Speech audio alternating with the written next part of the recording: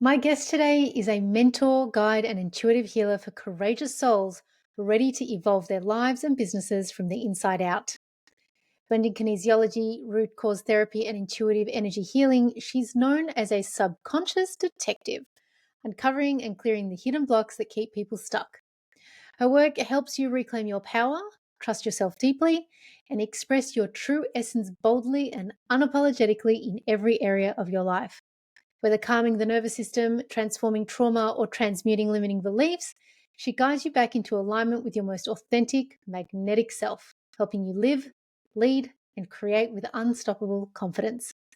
When she's not leading profound transformations, you will find her chasing creativity, devouring books, road tripping with friends with a coffee in hand, of course, and supporting her nephew's basketball games.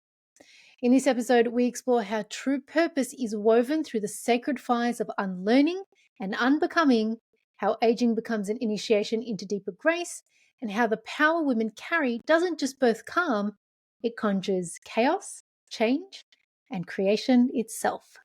Enjoy the episode.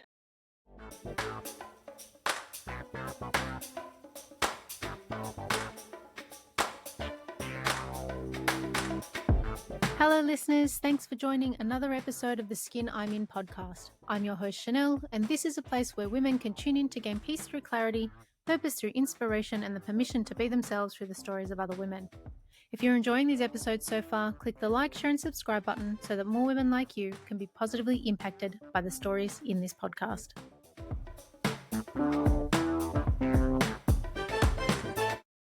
Welcome to the Skin I'm In podcast, Donella. It's great to have you on the show. Thanks for having me. How are you? I'm good. I've been so looking forward to this conversation. So I can't wait to get stuck into all the things that you do. And I want to start with, I've had a kinesiologist on the show before. However, Awesome. you bring a very different approach, I feel. And so if you're you're a kinesiologist, you blend other healing tools like root cause therapy and intuitive energy healing. For Yeah. those who may be new to this concept of healing, how would you explain what kinesiology is? And how does root cause therapy and intuitive energy healing complement this healing modality? Because that's a little bit different from what I'm used to when it comes to kinesiologists. Yeah, it's so kinesiology, we're identifying stresses in the body. So very basic terms, and we use that, like we use the muscles to identify those stresses.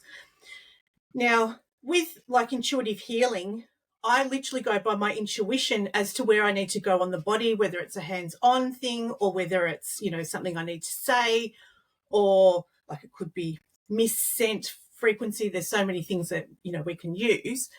And then the root cause therapy goes into more of the emotional stuff as well. It's very somatic. So it's things that have happened in the past that we're still holding on to, and there's actually emotions trapped there. And by identifying like the root cause where the first thing happened, then we can go there, release the emotions. You feel it, you've got to feel it to heal it. You hear that all the time, I'm sure. And then like we gain the wisdom from it, because if we don't have the wisdom from it, we often can't see why this thing happened, or we can kind of get stuck in a bit of victimhood. But once we kind of gain the wisdom from that experience and see, hey, okay, this is what we've learned, we can bring that with us, and then we can drop the story around it. So I've got quite a different approach to many kinesiologists because, well, I'm me. Right? Like I've got a different energy to everyone else. So I'm all about to empowering people. So I do that through words as well. Like there's storytelling, have you looked at this in a different way? Have you, thought about this like this perhaps? Or so it is really based on each person who comes to me, because I'm designed to respond. So I will respond to whatever's kind of presented in front of me, if that makes sense. It does. It leaves me with a question though, and I'm obviously not an intuitive energy healer. Yeah. How can you tell when someone needs any of the things that you just explained? Like if it is more of the words or if it's more of like muscle testing, like how do you know? So a lot of the times I'll muscle test, and it's through the muscle test that I'll know. So a muscle will test whether it's a yes or a no, or if there's a stress or if there's not a stress. So muscle testing is the best because you can't actually get it wrong, because the muscle will tell you whether that's true or not. Is this a stress? Yes. Is this not a stress? No. So it will lead us. So it's like your body will lead me into where I need to go. And I'll do that through testing. But what I get is the intuitive hits, so to speak. Like I'll have this knowing, oh, okay, do I need to ask this question, or do I have to check this, or can I go here? And because I've been doing it for quite a while too now, I just know. So that's my Claire, people will hear, see, whatever. I just know. So I've worked out and I've got enough trust in myself now to go, oh, this is what I have to do. Yeah. Which is, I think, the best thing ever. It's the best. When did you realize that you have that? Because for me, that's a gift. And I'm sure that this is just something women have, I'm sure. And it's like ancient wisdom we've all forgotten. Some people can tap into it and other people have the access to it in this lifetime. When did you know that you had that and started listening to that? I can't remember one thing that kind of happened and I just go, oh, it's always been there. I've traveled by myself, so you kind of have to rely on yourself. I lived in Ireland for over 12 months by myself, so you have to kind of rely on yourself. So those little hits of don't go down that way, or this is okay, or whatever, I had to learn to trust that. And to my mum was always, you got to trust your gut. Thank goodness for her, because it's like, oh, this doesn't feel right, I'm not doing it. Oh, this doesn't feel right, there's something wrong here. And mum's always said, trust that. So, and she said, when we were growing up, if you're in a situation that you didn't like, we could ring them, make an excuse, whatever, it's okay. This isn't right. You don't need to know why. It's just not right. So I think from that base, it's kind of I've built on that over the years, and my life experience has kind of shown me that. And I've always been interested in, things like tarot and oracle and, those type of things growing up. It was fun, so it's kind of all built onto, who I am today. I think he's just said something really important, and it's one of the things that I'm really learning the more I talk to women in this space. And I've been so lucky to have this platform and meet the amazing women that I get to meet now. But it is that your mother provided a safe space for you to develop a gift that I just, women have been given this thing and we're either told to shush it or we're taught to nurture it. And you were very lucky in that you had a mother who taught you to nurture it. I was shushed from here to bloody Chinatown. So for me, it was, I doubted myself, where I should have now in hindsight been like, no, I was given something as a child that really, really, so one of the things that happens to me is my body shakes.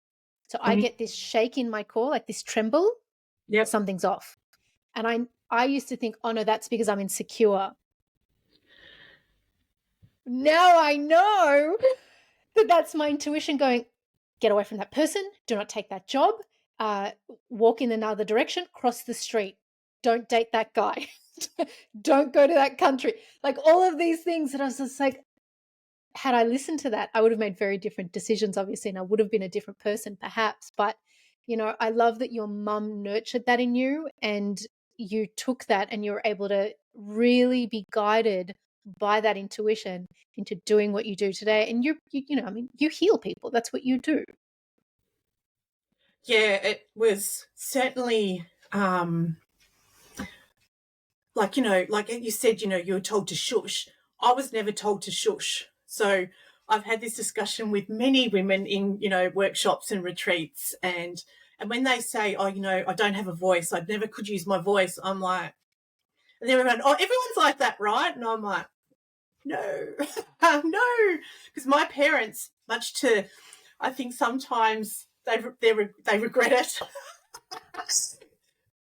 that we did have a voice, we did have an opinion, and it was valid. And just because an adult is, perceived as this person of authority, that they're not always right. So I learned from a young age that I could stand up for myself, that mum and dad would always have my back, always have my back. So, I couldn't lie either. Can't lie to save myself. So if I knew that I'd made a mistake, or if I fucked up in some way, shape, or form, then I would own it. But it's like teachers, they don't always know. They don't always know. So yeah, mum and dad had a few trips up to the school. Just, but that's also meant too that I have been able to go out into the world and to say, hey, that's wrong, or, hey, don't treat me like that, or whatever it is, speak my voice. It's more learning to shush it now. Be quiet, Donella, you don't need to say all the things. Yeah, you know what? And it's funny because I was literally thinking what that was bringing up for me is I was recently told by a family member who I love and adore and, have a very close relationship with, that I can't just say whatever opinion that I have. And I'm like, yes, I can. You can't. Yes. I'm like, I've learned to speak up in my life after being a doormat. You can't. So, it makes me laugh because people will only meet you as far as they've been for themselves. And if you've been a lot further, and I often say there's that whole thing of my floor is a lot of people's ceiling. I'm like, I don't have a ceiling. There's no cap when it comes to learning and self-development. And I don't mean that in any arrogant way. It's just that my commitment to this is, I'm like, this is what I'm here to do in this lifetime. There is no negotiating. I mean, I try to negotiate with my spirit guides, but they're like, Chanel, you know why you're here? And I'm like, yes, fine. So I'm like, I'm put back in my place, but this is what I'm here to do. And I know that to be true for myself. Whereas I did not know that for most of my life as a woman. And I wish if there was anything that I learned sooner, it was that, like this is actually what I'm here to do. And it doesn't need to be some big grand, I don't need to be a celebrity about it. I just know my purpose. Yeah. Yeah. And your purpose is to be you, right? Like it's you, it's your voice, it's your unique expression of who you are. That's why we're all here. I was going to say, I never thought of it that way. That is our purpose. Oh my God, I love that. Yeah, like a lot of people come to me, it's like, oh, I don't have any purpose. I don't know what my purpose is. And I'm just looking at them like, yeah, you do. And they're like, what do you mean? And I'm like, well, who you are is your purpose. Mastering who you are is your purpose. So your voice is your purpose. Full stop. You don't have to be anyone else or anything else. So yeah, it's that's who your purpose is. That's who you're meant to be. And I think it's unlearning the things that we learn in childhood. And you don't have a voice, you don't have an opinion, you can't do that, you can't do this, whatever it is. We just have to unlearn it and let that go. So yeah, it's a huge thing. And for lots of people it's a really terrifying thing to overcome. But when you do and you are authentically yourself, it just feels the best, And authenticity is like the highest frequency on the planet, right? There's only one of you. So when you think of it like that, there's only one of you on this planet. Only one. Your frequency is unique to you. Like that is so rare. Like how amazing. So yeah, I get quite passionate about this. Like, you're amazing. I was just like, this is a new level of, like, you just put it in a way that I have not been able to articulate it, and that is so pure and simple in that your purpose is literally to get to know who you are and be that person in the world, because that is what the world needs. Like, ding, ding, ding. I need to get like a bell. Like, I keep having these moments of like, I need to ring a bell, because that is, I love that. That is beautiful. It is so simple and it is so easy to do. I think it's easy to do. So simple. It is so simple. Our egos love to complicate shit, everything's complicated. Everything's crazy, but it's like, it's actually really simple. Be you, master you, get to know you, and then just beam that out into the world. Yeah. So simple. But I mean, it's so simple. Donella, that would mean that there would be massive billion-dollar, trillion-dollar industries that would not profit from our confusion. We know that, right? And so Right. it makes me wonder, right? So when you think of healing, right? Because in this whole space, people look at healing as being either based in science or spirit, right? And I'm finding there's a lot of divisiveness in the communities right now, especially since COVID. And it's almost like we all came together for this amazing thing. There was like two groups, the group that was willing to participate wholeheartedly and the group that was like, something feels wrong about this whole mandate shot business. And now the divisiveness it's like it's courted and it's courted again, and there are all these groups again. So how do you, as someone who blends intuitive energy healing with kinesiology framework, how do you blend those two together without losing credibility, I guess, in the healing space from either side? Because I feel like if you're super science-based, you're always looking for facts and data. But for those who are aligned with their energy and their purpose, it's a no-brainer to believe in these things. So do you come across anyone who's really skeptical of your work? Oh, totally. Absolutely. And that's okay. Like it's like I can remember I had a client who he had a drinking problem. Now, that was his words. He's like he had a problem with drinking. And he had been referred to me through someone else who had a similar problem, and we had helped them in her situation. Anyway, as soon as he came in, I'm like, I could feel it straight away, and it's like, oh, this is going to be interesting. And he was telling me what he did, and it was all very, it's psychology, all very Western, like, this is the parameters. And I said, can you throw that in the bin for just 5 or 10 minutes as we discuss discuss what's going on for you? And he's like, not really. Anyway, we did the session. He did get a massive shift. He didn't want to admit it, but he did. But I never saw him again. And that's okay, right? Because some people aren't ready for this type of work because it can be quite confronting, because I'm also one that it's like, it's your responsibility. I'm here, yes, I'm balancing, I'm doing all the things, but I'm not with you 24/7. So I can't say, hey, you need to make this decision. Hey, you need to do this. Hey, you need to eat this, or hey, don't drink that, right? So it's actually up to the individual, my client, whoever it is. They're responsible for themselves. And if people aren't willing yet to do that for themselves, then there's not much I can do, really. And any healer that says that they can, like, great, that's awesome, good luck. But if you're not willing to take personal responsibility, you will only get so far, because you place limitations on yourself. Like you talked about that ceiling earlier, and that's where you will always hit, because it's like, if you're not willing to take responsibility to go above that, or willing to have a look at your own shadow, the things that make you ashamed or whatever, then you'll keep on hitting that, which I can't do anything about. But if I can then show people too, hey, like this is the way you could be doing things, or this is the way that you could be living, this is what you could be believing about yourself. If you could change your mind about this, what would that open up for you? So you can kind of lead people, but you can't actually do it for them, if that makes sense. Like I'll be there like, woohoo, right beside everyone, but it's up to them whether they choose to move forward or to choose to go back, or whatever it is for them. So I think do you find that it keeps people safe? Because I feel like if I think of all my unraveling and onion peeling, there was a time that by me behaving a certain way, or by believing a certain thing, a story that I had created, it kept me safe from actually being accountable or taking responsibility. And so now I think what I come up across the most, and I'd be interested to hear what happens in your sessions with people, what is it that they're hanging on to? Like what most often is it that they're hanging on to and they don't really want to let go of?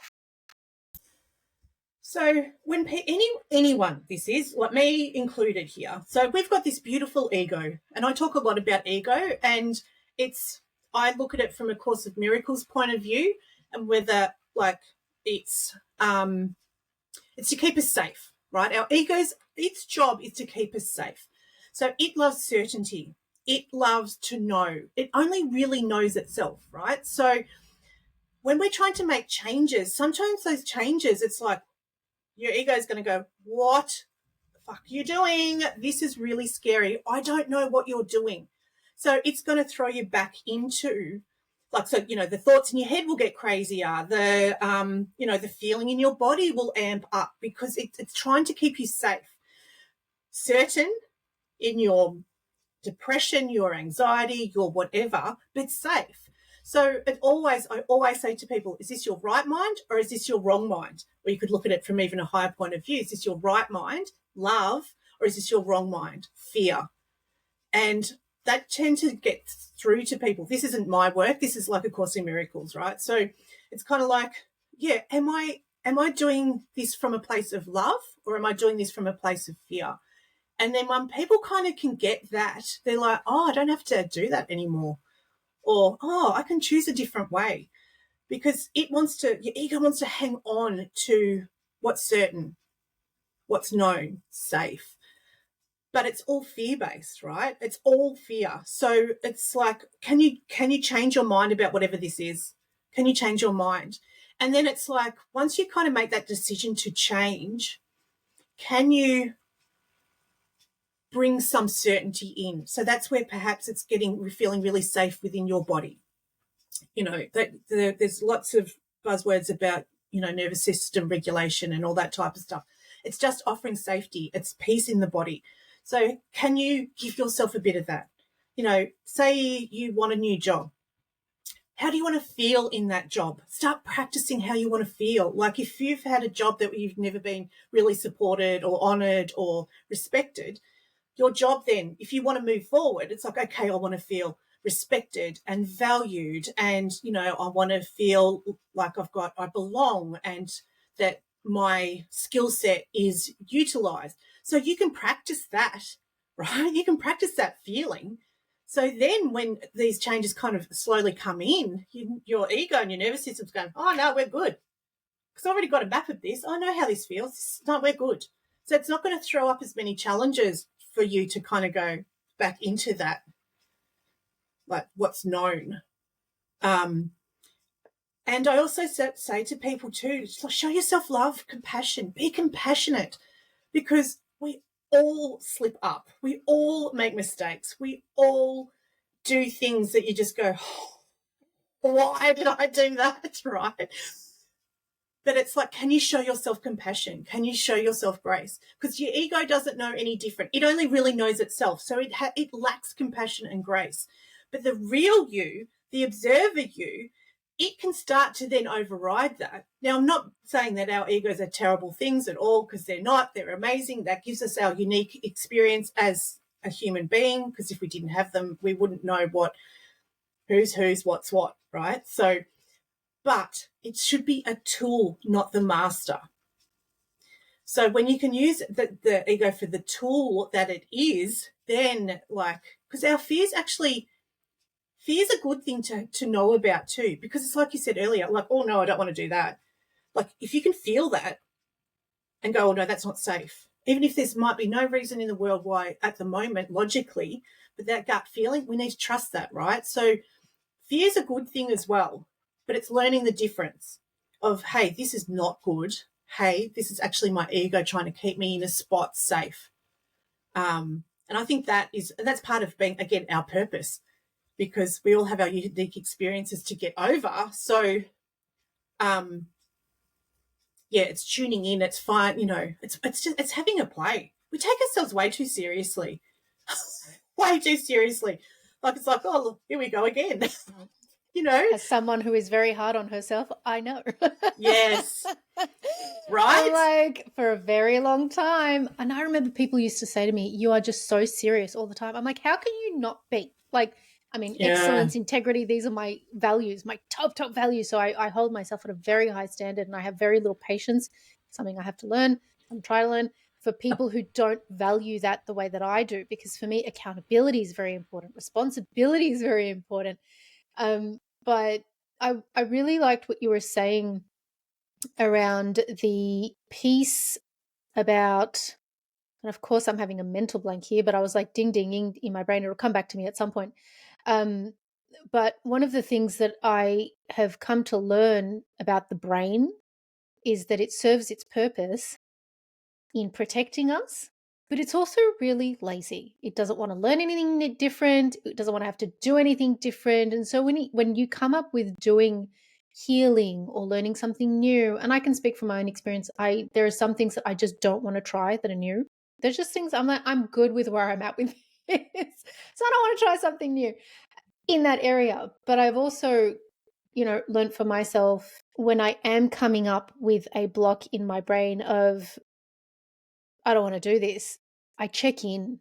And Mm. it's so simple. I ask myself, like you were saying before, maybe that is what the thing was that I was like really excited about.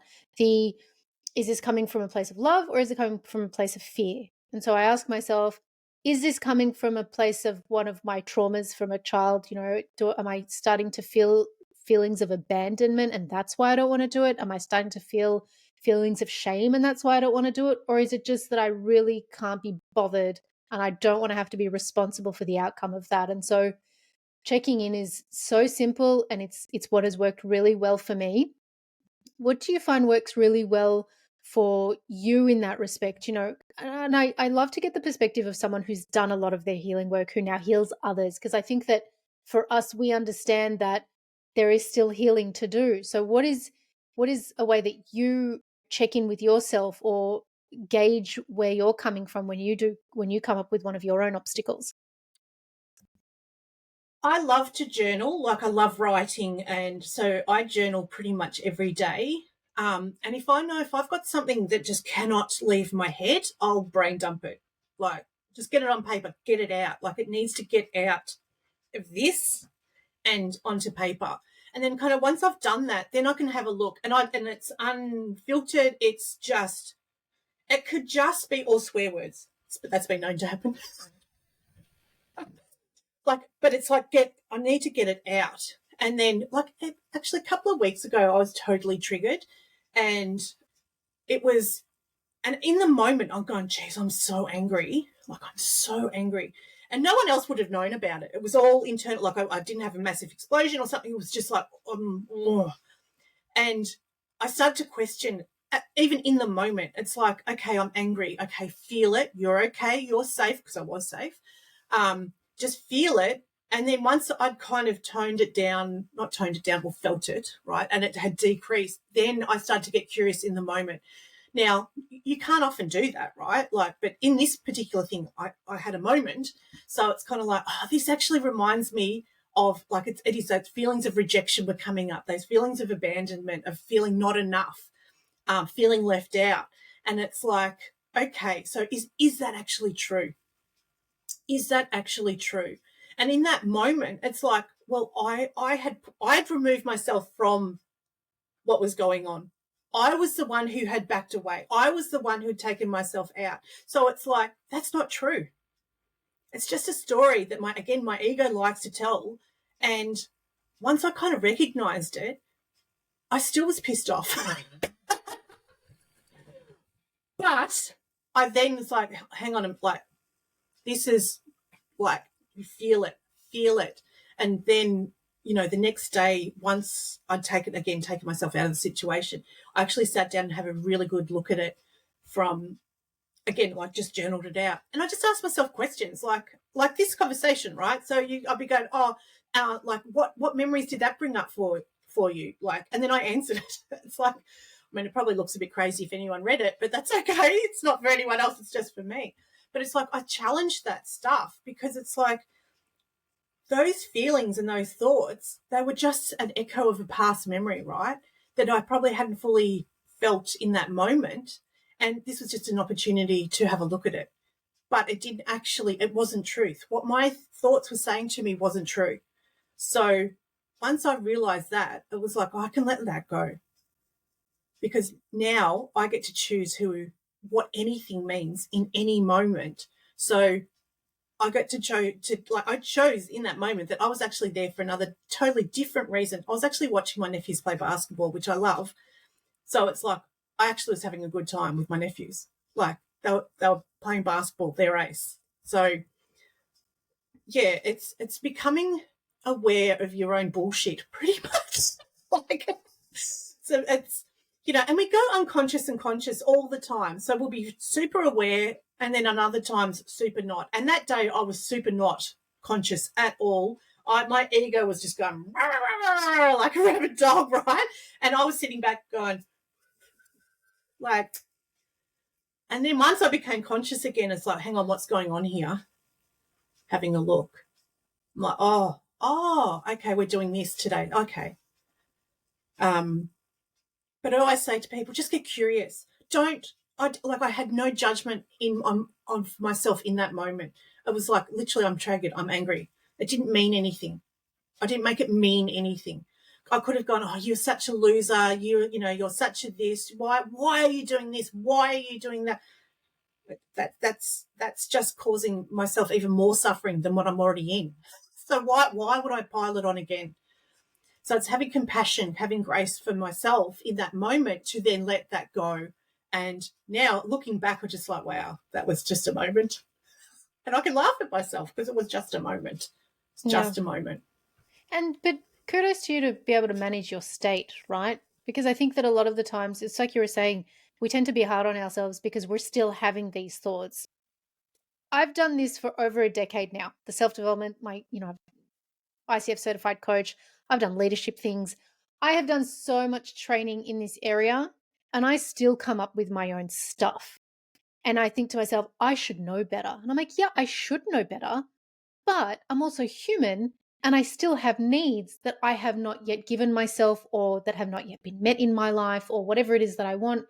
And having the grace to be like, I'm still learning and I'll always be a student of life. That is the key because it doesn't end. Like this does not end. You do not get to a destination and you're healed. You just get to another level. It's like all the dimensions that are on this plane. You just get to another level of healing crap that's been pushed further down because there's other crap on top of it. So we'll always have to uncover stuff and unlearn and unbecome and all those things. And there are going to be times when we aren't that present and we beat ourselves up for it. And then we can laugh about it later. So I love that you had that ability to be able to see that in the moment for yourself, manage your state, and then be curious enough to actually find out why you reached that state. And, and can I just say too, can we put should in the bin? Like you said it 2 or 3 times there. Put should in the bin. Yeah, I should be doing this. I should be doing, fuck that. Just, no, put it in the bin. You can choose to do that. You can choose not to. And either way is okay. So we beat ourselves up. We should. Put it in the bin. In the bin. But I think, like, you're right, like that compassion and that grace is so important. And it's not just for ourselves, right? It's for everyone. Like, especially the last couple of years. And still, you still see it. People are so terrified still. And it's like, rather than going, eye roll, it's like compassion. They're really scared. They must be like, how must they be feeling to act like that? Like, actually, like, I've got empathy for it.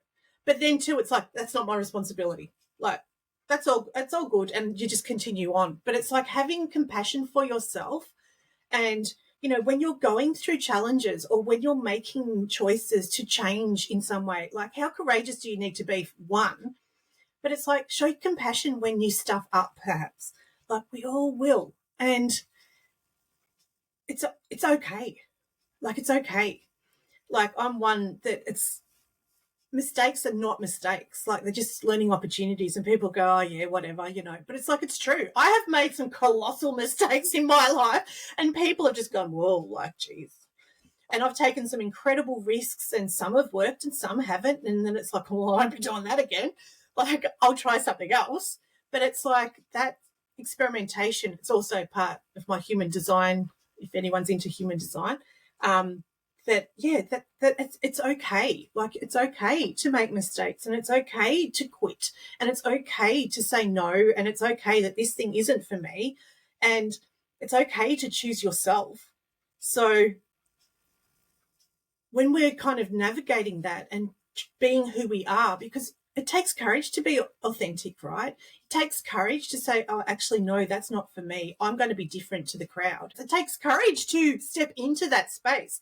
So sometimes you might start to behave in a way that perhaps isn't fully you. And it's like, it's okay. Have compassion. It's okay. You're triggered. Something from your past is coming up. Oh, God, I shouldn't be acting like this. Oh, my God, I should be doing this better. It's okay. You're allowed. You're allowed to have moments. And that's all it is. It's just a moment. It doesn't have to mean anything. And you can start over. It's like when people start dieting. I'll start on Monday. No, just start now. And if you bugger up on Sunday, just start again in the evening. Like, do you know what I mean? Like, I'm like, it's something that I had to learn too, right? I come from a family where my mum was always starting a diet on a Monday. Yeah. So I was just like, yeah, I'll start on Monday. I'm going to eat myself to death over the weekend. And then I was just like, well, hang on a second. No, it actually works better for me to start on a Wednesday if I really wanted to, or actually just start in the moment. As of right now, I'm choosing to live XYZ in my life. Just start. And then when you fall over on, flat on your face and graze yourself, because it's going to happen, just pick yourself back up. Be like, it's all right. Dust myself off. It was a little hiccup. I'm just going to keep going. Otherwise, it becomes like a mountain rather than like an anthill. Yes. And you can't come back down from it. And you start getting all depressed about it because you're like, I failed. Yeah. And I say this from experience, guys. Yeah. I've been that person. And I loved being the victim. It was wonderful. Oh, the victim is such a nice place, isn't it? Cushy. Having been a victim for a lot of my life and being held in that space, it's lovely. It actually isn't. Till you get enough of your own bullshit. It's really not. Yeah. It's like, one of my highest values is freedom. But it's like, how can I be free if I'm constantly thinking I'm a victim, or I'm constantly thinking someone's out to get me, or whatever, life circumstances, whatever. That's not free. God, I've never thought of freedom as a value. Freedom all the way for me. It's but it's freedom to be me, freedom to be me fully in this world, not trying to sugarcoat who I am. Because I've been told a lot of times in my life, you're too much, just tone it down, or you're so intimidating, because I'm tall as well. So it's like, you're so intimidating. And it's like, God, if you only knew what was going on in the inside, you would not be saying that. But I don't also want to sugarcoat who I am. I'm me. So it's about putting that out into the world and being okay with it. I actually just want to go back to something you said earlier. I want to go back. And how, we use our failure, so to speak, to beat ourselves up. And, how we make mountains out of molehills. And that's true. That is so ego. That's ego one-on-one, because what your ego will do, it will make something bigger for you to fail to go back into what's comfortable. But what I like to do, now, I'm not a massive fan of affirmations. I've got to say, I think some of the affirmations that you see people out there using, you just go, yep, no. Right? But I do like committed to affirmations. So when I did a course a few years ago now, and in that, it was about commitment affirmations. And it was like, I'm committed to, and mine at the time was, I'm committed to feeling good. So every time that I didn't feel good, something happened that didn't feel good, then it's like, it's okay. I'll just recommit to it. So I didn't use it then as an opportunity to beat myself up to stop what I was doing. It was like, it's okay. I don't feel good in this moment, or whatever I did. I can't even remember now. But it's like, I'm committed. So it's like, recommit to that. So it's like, if you're dieting, although that should go in the bin as well, if you're, any changes that you're making, if it's like, okay, I'm committed to this. Like, I'm committed to, I had a client last night and we were talking about trust, and we were talking about trust in herself, because she's wanting to make some radical changes in her life, but she just doesn't trust herself. So it's like, can you be committed to trusting yourself and learning to trust? Because trust is a muscle. You have to work on it. And she's like, oh, yeah, I could do that. But if I had said to her, here's your affirmation, this beautiful affirmation, I trust myself 100% fully in the moment, or whatever it was, she would have just gone, nah, there's no way. But once I've gone, can you commit to this? Can you commit to your life? And she's like, oh, yeah, of course, I am committed. It's like, yeah, there you go. Like, awesome. And she was so happy with that, because then too, it's like, there's not an out, but it's like, it's that compassion and grace within it, so that the mountains, or, can be just little glitches. They don't have to be big. We don't have to make them massive, just little glitches, and just get back on track. And all of that for me is like, just, it's the foundations of integrity. You have to have integrity with yourself. And it's funny, you use, can I be committed to? Mine is, I give myself permission. So, Yes. So everyone has their own way that makes sense to them, that will speak to them, because I cannot remember affirmations for the life of me. I put them on Post-it notes and I'm just like, that makes no sense to me. So I've started writing every day, whenever I come up against something, I'm like, can I give myself permission to? So I've started writing them down. What can I give myself permission to, so that on the days where I'm stuck for finding the words, I can refer to my little Excel spreadsheet of permissions that I'm giving myself. And I'm just like, I give myself permission to be loved today. Oh, I give myself permission massive. to speak up when I feel uncomfortable. I give myself permission to, be myself. Like, really simple things that sometimes you feel triggered in an environment. Like, there's always people in your life that you have no choice but to spend time with. And in those moments, I'm being very cagey and vague there on purpose. There are people that you just are like, oh, I don't want to be here. And then I'm like, I give myself permission for feeling this way, because I used to feel bad about that. I'm like, I must be a horrible person. I must be judgy. I'm like, no, we're just really different. We operate at different frequencies. I have no interest in what they talk about. So I give myself permission to feel this way. And I give myself permission to not want to be here. And I give myself permission that sometimes I will say no to the invitations to spend time with these people. And so it was a lot more freeing for me to be able to say, I have a right. And why can't I give myself permission to have that right? Like, that is my right. I don't have to do everything everyone tells me to do. And for me, it was, you accept what you're given, even if it's breadcrumbs. You do what you're told, even if you don't want to. You look the way that you are told to look, even if that doesn't make sense to you and you look completely different to what that ideal is. Like, it was just always you just do what you're told. You just be who you are told to be. And so when I cracked out of that, I was just like, I give myself permission to not live my life like this anymore. And that was so freeing. And so for me, permission really works. So whoever's listening, whether it's I commit to, or I give myself permission, whatever works for you, just go with that. Because I think that, and I don't know about you, but when I started going on this journey of healing for myself, I tried to take on other people's practices and make it my own, and it wouldn't stick. It wouldn't stick because it didn't resonate with me. It wouldn't stick because it didn't resonate with me. And so I've had to really find what does resonate with me and use that. It doesn't matter what it looks like for you. It just, whatever works for you, do that thing. As long as you're just doing that thing, commit to yourself and give yourself permission to find whatever works for you. I think that's a big thing that I know I have done, even as like a practitioner. Like, I would compare myself to other practitioners and try to work like them. And it was like, this doesn't feel right. Like, yeah, of course it doesn't, because it's not for you. It's not yours. So when that comparison thing is such a big thing, I think. And I think it's actually wired into our DNA that, we do judge and compare, because back when we lived in tribes and whatever, that if you stepped away from the tribe in any way, shape or form, you were probably likely going to be killed or exiled. So I think that's still within us to some degree, that it's like, oh, can I step out of this, or can I be different to them, or can I do this in a different way? And it's you're right, it's giving yourself permission to do that.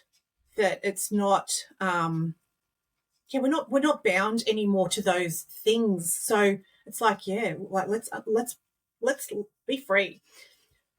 It's interesting though, I just had a memory then pop in as well, that when I was studying kinesiology, I did things totally different to everyone else.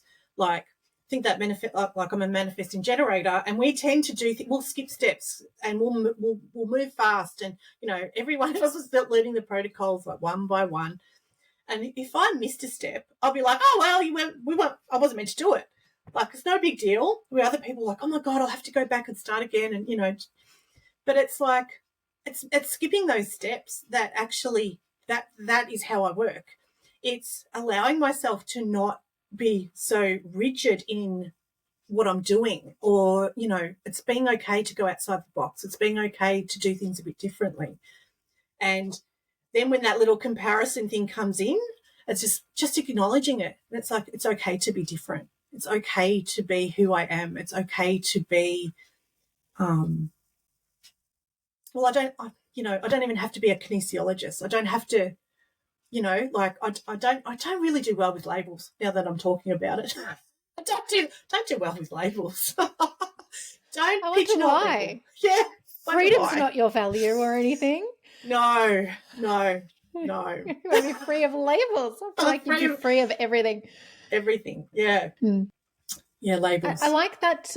I like that you brought up that tribe culture, because I think one of the things that I love ancient civilizations, right? Like, I will watch documentaries on top of documentaries. I have become obsessed with the Gaia Network. I don't know if you're familiar with the Gaia Network, but I signed up for their yearly subscription, and I'm devouring the content like every day. But one of the things that I have come to learn about the way that tribes operated that we don't have is that tribes did what was best for the tribe and lifted the tribe and supported the tribe and had a community, and everyone knew their place within that community. There was a hierarchy for a reason. There was like a shaman, there was the healer, the elders, there was some old lady or some old man that was highly respected. Elders in the community were respected. And so when you look at our communities now, we're literally putting the wisest people in our social circles and communities in homes because they're inconvenient. We have no respect for elders. I'm not speaking for us, obviously, but as a society in general, when I look outside of my circles, there's no respect for elders' opinions. It's not about who's wise. It's about who's the youngest, trendiest, most inspiring entrepreneur that's made $1 million in 6 months or whatever, and we look to them for inspiration when they have lived a quarter of a life that some of these other people have lived. Do you know what I mean? I'm like, I am literally sitting with the old lady whose husband died in war and wanting to learn from her about womanhood before I will ask any clickbait Instagram half-naked, fully naked girl who thinks that she's living an empowered life about anything about being a woman. I would never ask that of someone who's living a life that way. And so I think that tribe way of living is ingrained in us, but we've really moved away from the wisdom of the tribe. There's a reason why you didn't leave your tribe. There's a reason why tribes took over other tribes, or tribes married within, like, even when you think of back in the days when the leaders of the countries, like the kings, married it. I was going to say sold their daughters. It's not really sold their daughters, but maybe it kind of is. Yeah. But they married the prince of another country because it was unity. It was building empires. So there was more purpose and intention in those. I don't even know what to call it, but those marriages, the bringing together of tribes, dynasties, and things like that. We don't have that anymore. We just don't. So how does like that old way of something that's really deeply ingrained in humans, that need for tribe, how does that manifest in our lives on a day-to-day basis when we don't actually live like that anymore? We don't actually live the way tribes do. I think I think that's why, like, women's circles and even like men's, and the men really are stepping up now. There's a lot more options for men. Like, it used to be just the women and, like the red tent type situations and that type of thing. But I think we crave connection. And I think that those spaces now are becoming more, what's the word I'm looking for? Well, people are looking out for them more.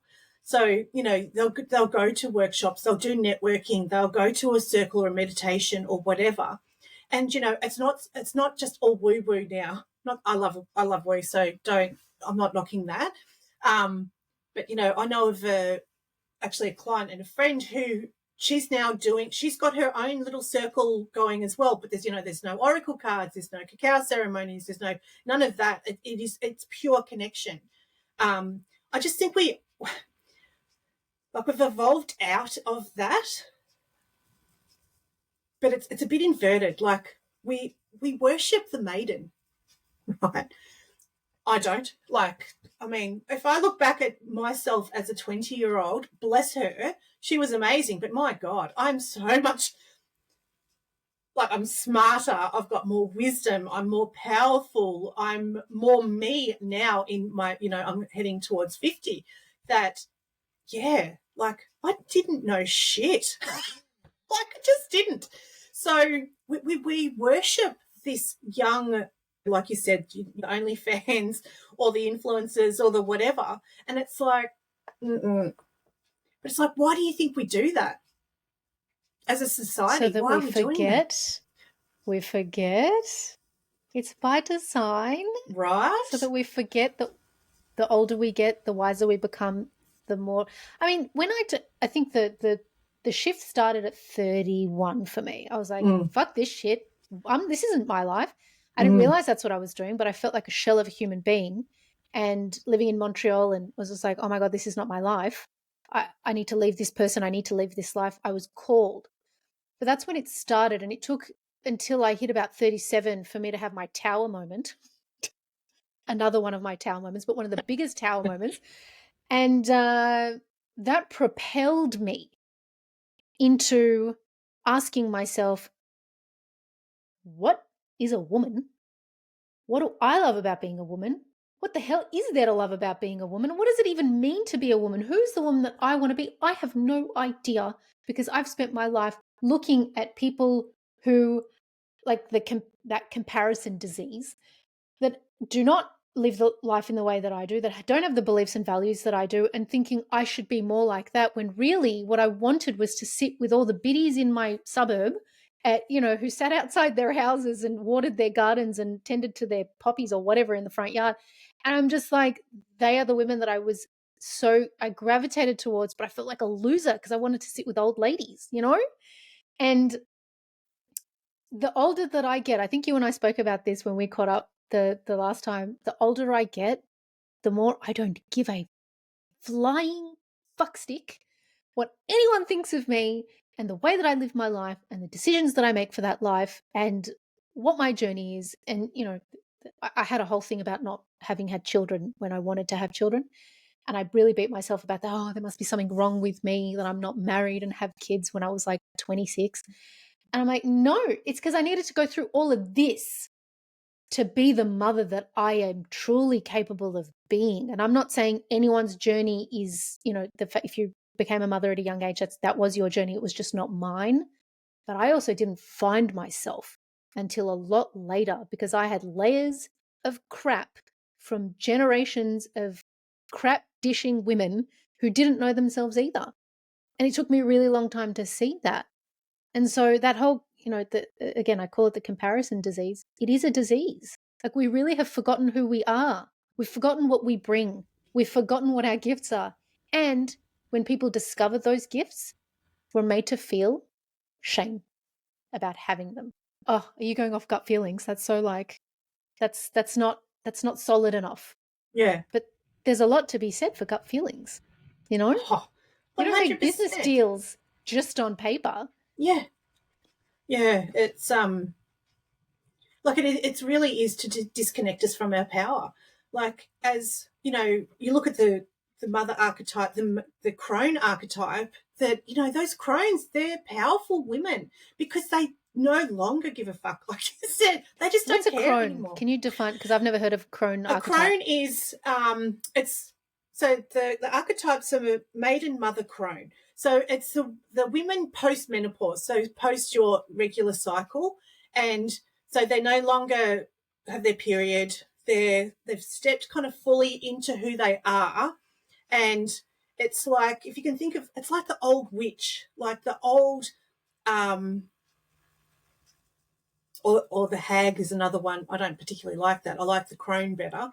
But it's like, yeah, this wisdom-filled, powerful grandmothers that, and you don't have to be a grandmother to hold that energy either, that is just, they're beautiful selves. Like, they don't have to be. I mean, unfortunately, though, most of our grandmothers have been programmed to believe that they're not powerful women, and they're still comparing themselves to others.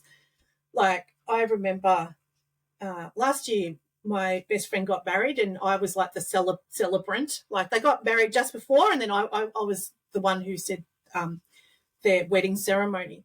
And just before, we're all hanging out, and my friend's mum said to me, because I'm grey, you know, I was growing out my hair. I've always dyed my hair, and something in myself said, no more, like, it's enough now. And so I started to grow it out. And everyone, like, and this particular, like, my friend's mum's gone, oh, you're so brave to do that. I could never do that because, you know, my friends wouldn't approve. What? And I've just looked, I just stopped. It's like, your friends wouldn't approve? And What? I was just so stumped because I'm like, I've never considered my friends in how I turn up, because they either love me or they don't. They like, and that's as basic why as would it your is. hair define what kind of a person you are? I mean, I've got 3 grey hairs, right? 3 grey hairs. I don't dye my hair. I haven't dyed my hair in a long time. But I'm like, I can't wait to be what's the equivalent of a silver fox woman? I can't wait to have luscious strands of silvery white hair. And, Yeah. you know, it's funny you brought up the hag, right? Because when you think of how the hag is portrayed, or that wise woman's portrayed, she's got a wart on her nose. She's got Yes. oily, dirty hair and long, dirty nails. I'm like, yeah, she might be playing an evil role in whatever movie you're watching, but if you think of healers, white witches, so there are, you know, there's obviously the dark side of everything, but there are also white witches, the healers, the ones that did good in the communities. They didn't have to have a wart on their nose. They didn't have to look like they just came from the dead. Why are they portrayed that way? I honestly think that, and you can call me what conspiracy theory you want. I love being conspiracy theorist, but I'm like, there is a reason why that image of a woman, wise woman, potions, trinkets, herbal remedies. I don't care if she's throwing, you know, rat kidney in that pot in that movie, but, you know, whatever. And I'm thinking of Robin Hood specifically. Do you know the Yeah. hag in the Robin Hood? Yeah. That old Kevin Costner movie. I love that movie. I'm so old. But she was like, you're thinking she's disgusting. And I'm like, she's a healer in a way. And they're Yeah. portraying her that way because they want you to believe that for you to become a healer, or for you to learn about things like alchemy and all that kind of stuff. I always pronounce this word wrong. Apothecary. I think I'm Yep. pronouncing it right. Yep. But, you know, they're the herbalists of that time. So Oh, why are they portraying them like that? 100. There's a reason. Of course, because they're powerful women and they can't be controlled. So it's like, well, if we portray them as ugly, if we portray them as, you know, well, not dark, not good, you know, then no one will want to aspire to that. But it's like, Except me. yeah. Well, I'm like, as I'm, you know, me grey. We're maybe not normal, but you have a like look at you younger, and I mean that with that absolute love and respect. But it's like, yeah, there's this thing of not, because grandmothers, old true like crones, they can't be controlled. The man can't control them, so of course it's going to be portrayed as bad. Like, we are so powerful as women. Like, we've got this creative force. We are literally forces of nature. So how do you control that? Well, of course you make them ugly, and you make them disempowered, and you make them hate themselves, and you make them think that they can't be curvy. You've got to be a certain aesthetic. You've got to have long blonde hair, straight, whatever, right? Of course, that's what they're going to do. Of course. So that's where it's like, all those rule books we need to put in the bin, because burn them. yeah, and at the stake. set them alight, like, have a bonfire with them, because they're just keeping us small. They're keeping us stuck. They're keeping us disconnected. Because if we are truly connected to who we are, connected to God, to source, whatever you believe in, connected to your heart, what are we actually capable of? Like, what are we actually capable of? And that fucking terrifies them. That is what terrifies them. And that's why we've had this divide and divide and divide and divide, because if we actually are connected, and if we then connect to each other, fuck, we will be unstoppable. Unstoppable. But it always comes at an individual level. So you have to become reconnected to yourself. You have to own your magnificence and not let anyone else tell you otherwise. Because they will try. They will try. But it's like, I'm done with that. I'm done with playing small. I'm done with not being who I am. I'm done with not supporting other people because they might be whatever, different to me. Fuck that. We're all allowed to have different opinions. We're allowed to be different. And that's what gives our life colour. This is what gives this world colour. So, yeah, I'm pretty passionate about it. I was going to say, I'm sitting here thinking, this isn't the direction I thought the conversation was going to go today. But I also did say to you, I'm like, the conversations that I have are the ones that are guided, and this is the one that needed to be had. And it's, you were saying that those hags couldn't be controlled, right? And I'm like, but I don't think the men wanted to control them. I feel like they were oracles. They were consulted before the men went to battle. That you went and spoke to the wisest, oldest woman that's, I don't know, portrayed as living in a cave, I don't know, half blind. These are the images that you get of women through the stupid movies. And again, because I'm so fascinated by ancient myths that I believe are true, women have been wiped from those stories. Wiped. It is so hard to find out about female pharaohs. There are many that, lived for very long times. And I'm like, goddesses from certain timelines, or, those that have been perceived as goddesses in those timelines. Because I something in me is like, this whole goddess movement that we've got going on, this embodiment of, goddess vibes, and you've got to be fully in your feminine and embodied in that way. And I'm like, I don't think any of you understand what that actually means, because the goddess vibes that I'm getting from external are that you've got to be naked, plucked, plumped, showing yourself on socials in a very specific kind of way. And then I see real women doing real embodiment work, and I'm like, that's what feels really like, it's like a visceral reaction that I have in terms of the difference. And when I look at what goddess vibes really are, and that's why I'm like, I just want to know about the women in the past who were pharaohs and who were healers, and why we don't learn about them. Why do we only learn about men who go to battle and save humanity? Because that wasn't how it was back in the days. No. It just wasn't. And it's not like we lived in a matriarchal society. I keep hearing that matriarchy didn't work and the patriarchy doesn't work. I'm like, but something tells me that there was a balance. Women knew their place, men knew their place. And the older that you got, the more respected you were, because you were wise and you saw things. And so, like, how do we embrace that in our lives today? Because that's really moving away from the narrative. I think that it has to come from at the individual level. So it's like, I have to, as I'm aging, it's like being okay with aging. Like, being a woman it's fucking messy. We are wild. Like you said, the plucked, this aesthetic, like all calm and serene. Has anyone heard of the goddess Kali? Like, she's wild. She will burn shit to the ground. Like, we have to embrace that within ourselves, that aging is a bloody privilege that not all people do. And this is for men and women too, like, it is a privilege to age. Men don't have it as much as women. But it's like, it's being okay with your grey hair. It's being okay with your wrinkles. It's being okay with having maybe a few kilos on that perhaps, society will tell you that is wrong. it's being okay that you know, that who you are is more than enough. That being who you are as you age doesn't make you less than that. And then I suppose then you've got to start looking out too, like, you know, seeing a gorgeous woman in her 50s, 60s, 70s, 80s, 90s, and going, God, she's amazing.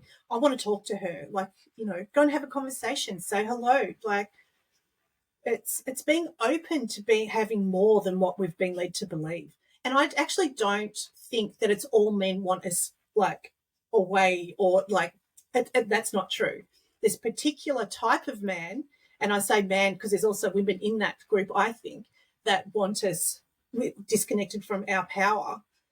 It's not all men, because I know plenty of men who love women and who love that they're messy and, you know, like wild. So it's not all men, but it is a certain group that are trying to keep us downplayed, trying to keep us that. And I'm just like, well, they can wish all they want, but they're not going to control me. They're not going to stop who I want to be, who I choose to be, who I will be in the future. That's my choice. So no one can tell me otherwise. Yeah, but I think that if any man who wants something plumped and pruned is just, it's all ego driven. You're not with a person. Absolutely. I'm sure she's funny or he's funny, but I do not want a man who's got Botox. Thank you very much. In his face. No. It's so common. It is wild. As a man, we love the George Clooney's. I mean, he's not got a great personality, but we'll just sidetrack that. The George Clooney's, what's his name? Sean Connery. Oh, Kevin Costner for me is a big one. Gerard Butler. Like, these are men who look like men. Yes. You know? Yes. And yeah, oh my God, when I hear that someone's gotten Botox, a man's gotten Botox in their face, I'm like, dude, you are so insecure that you are like rat poisoning your forehead because you want to look younger. Like, go put yourself in the bin. Like, if you took care of yourself, if you stopped drinking, if you drank water, if you got sleep, if you trained, if you took your peptides, if you ate clean, you wouldn't need to do the things that you're doing to look younger. Yeah. Again, each to their own, but Jesus Christ, we are absolutely injecting ourselves with so many chemicals and poisons in the name of beauty. For what? Yeah. For what? Yeah. I love, like, you see these lines? Yeah. I used to see them on my mum and my sister, and I was like, ooh, I don't want that. And then I was like, but that gives my face character. And so the older of it, that was in my 20s, obviously, the older that I get, the more I love the fact that my face has character. I don't know if that just comes with growth. I think it does a lot of the time. But, you know, the more clear you become in who you are, I think the younger you become anyway. But it's like, I've lived a life, many lives in this one life. Like, I'm okay with it being on my face. Like, and I don't have a lot of wrinkles. So, but I've got smile lines. I smile a lot. I actually frown a lot. My face is super expressive. As anyone who's watching this, you can see. I cannot keep this face neutral. Like, I can't even imagine what Botox would even feel like in my face because it is so expressive. But the more you use your face, the better. Like, it's just like muscles in the rest. You build your muscles in your face as well. Because what's actually happening when that Botox or whatever, it's frozen, what's actually happening to the muscles underneath? Like, well, I've heard that they start to fall away from the skull, and that terrifies me. I just think, oh my God, like that's scary. So just use your face more. Like, be okay with an expression face. Like, smile, laugh, cry. Like, yeah. And it's okay to ugly cry. No one is hot when they're crying. Can we just get over that? No one looks good when they're crying. No one. There's snot. There's just no one. I witness a lot of people crying. And I'm totally okay with that because I'm okay with crying. So, yeah, be okay with crying. It's actually essential to good health to cry. You need to cry. There's a purpose for it. Yeah, And it's just actually, releasing from the body. That's all it is. It's right, release. That is there's it. literally different to chemicals released for different crying. So, and another thing too, I often will wait to give someone a tissue before, like in my clinic, that when their tears hit their jawline, until then, I'll give them a tissue. But there's something about hitting the jawline that actually helps with releasing like different chemicals in the body to help with clearing. So, yeah, be okay with a few tears down to hit your jawline as well, because it's important. It's so clear that you're passionate about this, and I want to know why. Why does this mean so much to you? That's a great question. Why does it mean so much to me? Because I think I spent so many years doubting myself and doubting in one way doubting myself, and on another way always knowing that there was more, always knowing that I deserved more. But it was in that doubt that I don't want anyone to feel like I used to feel, because it's just shit. It's just shit that as I'm aging as well, getting older, stepping into more of who I am, that I get passionate about that, because I'll witness people even walking around the streets or whatever, and I'll see people and go, I just wish they knew how awesome they are. Like, I wish I coached a basketball team last season, under 17 boys team. And I pretty much, all I did, because I only coached them during the game, I didn't do training or anything. All I did was pump their tires up. I told them how bloody awesome they were, because I can see through the programming and see who they are. And it's like, I want everyone to see that. I want everyone to realize their true potential. I don't want them to hold themselves back out of fear of being judged, fear of being whatever. I want people to stand up into who they truly are, because how shit would this world be if we were all the same for a start? And secondly, that there's so much potential that could be lost if we don't stand up, if we don't step in, if we don't embrace our powerful selves.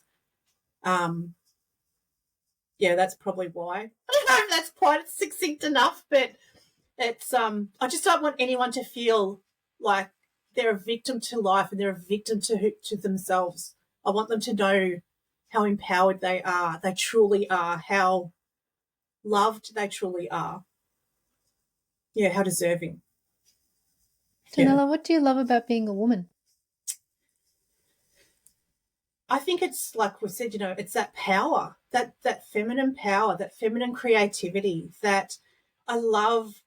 I love the full emotional expression of being a woman, that I can be who I am as I am, and that is gloriously enough, that I'm magnificent. And part of that is being a woman. It's probably all of that, because I would be totally different energy if I was a man. So it's that creativity, that love, nurturing, um, yeah, that beautiful feminine energy that also can tear shit down, that can, step up, speak her true voice. Um, yeah, I think that's what is amazing about being a woman. The pure potential. We have got so much potential. So it's that pure potential that we can tap into at any time, that beautiful wisdom that we have got within us that we can tap into at any time, that beautiful knowledge that is actually passed down and has been passed down through the ages that we can connect to at any time, that there is so much there for us if we truly know that we are deserving of that. That is beautiful. And Thank girlfriend, we you. could talk for hours. We so can. Please tell the listeners where they can find you and how they can work with you. My website is merakihealing.com.au. So I'm on socials as well, so Instagram and Facebook.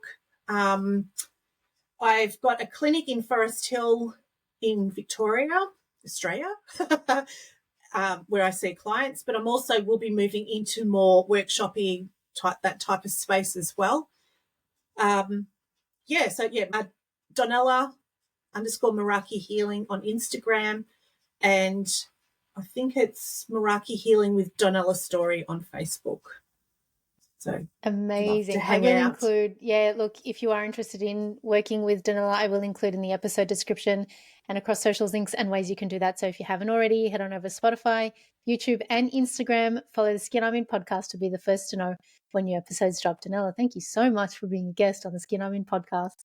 Thanks so much for having me. Well, how much fun has this been? It's been fun. So we much knew fun. it was going to be. Oh, it was so new. It didn't disappoint. Yeah. And a shout out to Nadia Gledhill who put us in contact. She is an amazing, amazing woman. So thank you, Nadia. I love coming across women like Donella. You know, the ones who feel like a full body yes to life. Truth is, though, there would have been a time when her energy would have been just a little too much for me. Too bright, too alive, just too much in general, because I was so disconnected from my own self back then. And I would have secretly, for sure, envied her unapologetic way of being, longing to embody that same fire, but feeling absolutely trapped behind my own crappy walls. But now I can meet her flame with my own. And now I can absolutely celebrate a kindred spirit without the sting of lack. Literally, the only thing that remains for me is the charge of deep recognition for another incredible, bright beacon of light in the world. Janella's passion for womanhood, the sacred space we hold with both power and grace, and her fearless commitment to her own healing lights something electric within me. She doesn't just talk about transformation, she lives it. And when she brought up Kali energy during our conversation, it felt a little like a cosmic wink, you know? Kali has been weaving her way into my life lately, and for good reason. For those of you who don't know her, Kali is the Hindu goddess of death, destruction, transformation, and time. Not some villain painted in fear like the way we're taught in the West, but the holy fire that burns away everything false. She is sacred chaos incarnate, wild, raw, and fearlessly liberating. Kali isn't the gentle mother who coddles your pain. She's like the mother who kisses your wounds and then sucks the poison out, because she is totally unafraid to take some of it into herself if that's what it takes to set you free. The way that she's depicted is that she's adorned with wild hair, a necklace full of skulls, and a bloodied sword. And she reminds us that real growth demands real endings, not polite edits, my lovely ladies listening, but full demolition of what no longer serves us. When you feel the urge to walk away from the soul-sucking job that you're in, or the relationship that is literally suffocating you in a cage, or perhaps the identity you were never meant to wear, that is Kali moving through your veins. She is the voice inside that knows destruction is not betrayal. It's an act of sacred devotion to your true self. And so today, I'm taking this conversation as full permission to embody my own Kali energy, to honor the sacred burning force within me that I had forgotten I had. And it's to remember that both you and I have the capacity to tear down what no longer fits and rebuild something beautiful in its place, because we're capable. What we're also capable of is shedding the ego, the status, and the suffocating expectation of beauty and womanhood that were never ours to carry.